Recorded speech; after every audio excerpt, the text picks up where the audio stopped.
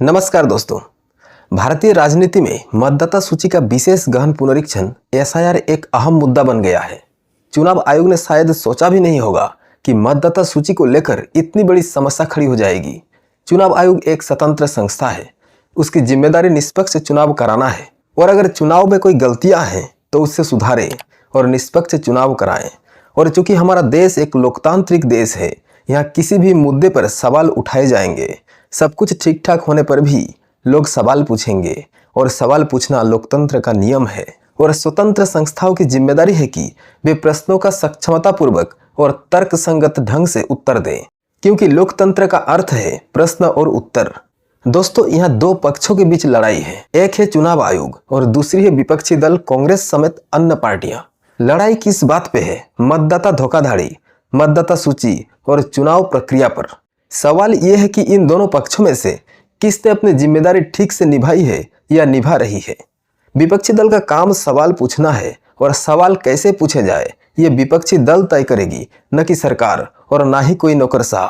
यहाँ एक और महत्वपूर्ण भूमिका लोकतंत्र के चौथे स्तंभ मीडिया की भी है।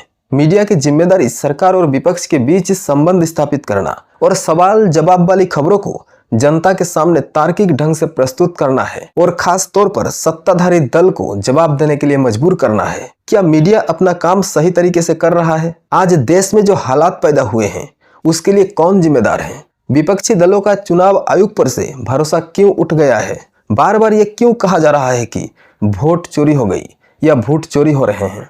दोस्तों, आज हम इन मुद्दों पर एक एक करके चर्चा करेंगे, जिससे यह तय करना आसान हो जाएगा कि कौन सही है और कौन गलत। सबसे पहले हम चुनाव आयोग के बारे में बात करेंगे। चुनाव आयोग एक स्वतंत्र संस्था है जिसकी कोई राजनीतिक पहचान नहीं हो सकती। यह एक ऐसी व्यवस्था है जिसकी एकमात्र जिम्मेदारी चुनावों को सही ढंग से संपन्न कराना है। लेकिन समस्या तब पैदा हुई जब केंद्र सरकार ने मुख्य चुनाव आयुक्त की नियुक्ति के लिए नए नियम लागू किए, जिसमें चुनाव आयुक्त की नियुक्ति के लिए गठित समिति से सर्वोच्च न्यायालय के मुख्य न्यायाधीश को बाहर रखा गया।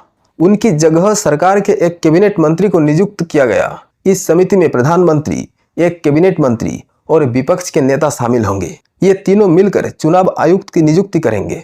और गौर करने वाली बात यह है कि विपक्ष के नेता की यहाँ कोई भूमिका नहीं होगी, क्योंकि प्रधानमंत्री और कैबिनेट मंत्री जिसे चाहें उसे चुनाव आयुक्त नियुक्त कर सकते हैं। और यहीं से चुनाव आयोग के सरकार समर्थित होने का आरोप उठने लगा।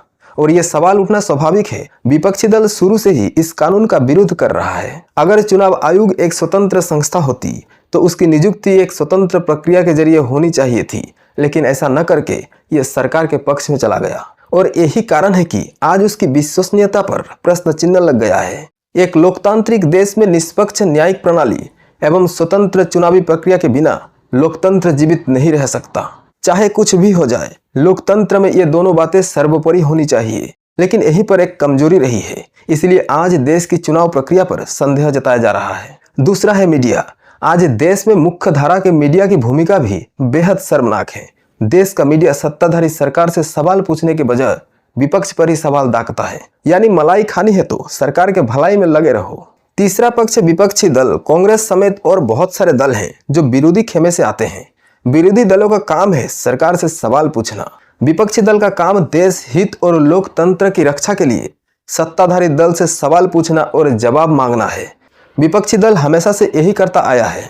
चाहे कोई भी विपक्षी दल हो, उसका काम सरकार से सवाल पूछना ही है, ताकि किसी भी विषय पर सरकार का रुख जनता के सामने आए।